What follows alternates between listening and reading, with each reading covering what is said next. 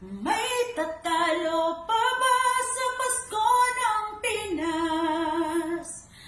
Ang kaligaya ay walang bukas.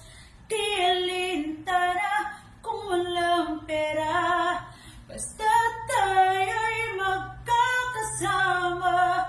Ibang-iba talaga ang Pasko sa Pinas.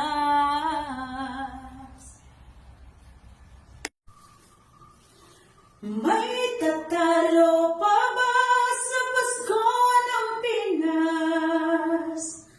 Ang kaligaya ay walang bukas.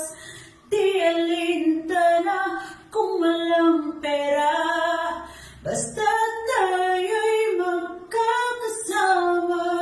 Ibang-iba